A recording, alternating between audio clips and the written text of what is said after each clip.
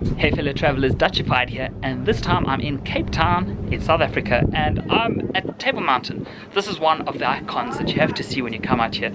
It's one of the 7 wonders of the natural world, and it's well worth seeing. The views from up here are spectacular, the way up is spectacular, it's great all around. So here's the thing, when you come to Table Mountain, there's a few ways to get here, but mostly you're going to have to take either a taxi, Uber car, your own car, or one of them tourist buses. So it's a bit of a windy road to get down to the parking downstairs.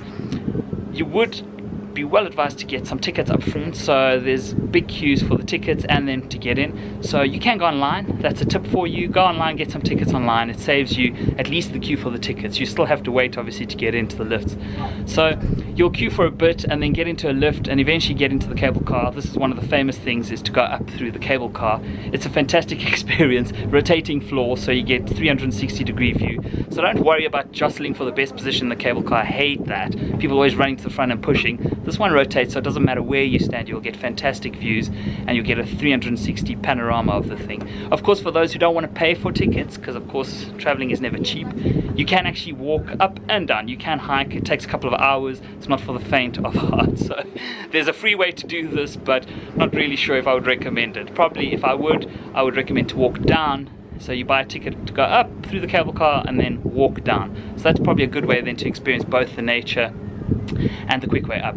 Once you get up the top here, the views are spectacular. You get an absolutely amazing view of the city bowl. It's really spectacular, and you get to see both sides of the mountain. So you get to see Camps Bay, for example, which is one of the iconic bays. You get to see the V&A waterfront, you get to see the new stadium. It's really amazing. So you really get to see a bit of everything, and you get to appreciate not only the beauty of Cape Town but also the natural splendors of it. You also of course get to see things like Robben Island, where Nelson Mandela was imprisoned for many years. So really it's a fantastic place to visit. A couple of tips for you though. So when you come up here, Cape Town's weather is rather unpredictable, so you get hot and cold and windy all at the same time. Today's particularly windy, so I would recommend to bring a kind of jumper, wind jumper.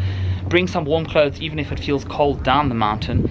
The other thing is you are high up, it's about 1,000 meters above sea level, so you should also bring a cap and some sunscreen. So you're going to really be faced with all the elements when you come here, but that's just part of it. And really just come in and enjoy. Of course it's a natural wonder of the world, so you have to respect the nature and you have to stay on the paths. There are a couple of rules. There are also a couple of shops up here. One tip though, as you get in, there's actually like a Wi-Fi lounge. This is where I'm standing now, and not many people know about it, so everyone gets out of the cable car and then they just follow like sheep going in as quickly as they can. But actually if you sneak up to the right, there's a Wi-Fi lounge, and there you get some beautiful undisturbed views of the city. There are no tourists, as you can see. It's nice and quiet, and it belies a little bit the chaos that goes on the other side. So this is definitely a tip for you if you want a quiet moment to take amazing photos, but also to appreciate the views with a little bit of serenity. So that's it for my tips of Cape Town. Hope you enjoyed the video. If you did, don't forget to like and subscribe. And don't forget to check out some of my other travel videos. We do a lot of different videos from all over the world, and I've got a few other tips from South Africa, from Cape Town, a few other things to check out, and then of course from a lot of our travels through Europe. Thanks for watching. See you next time. Bye!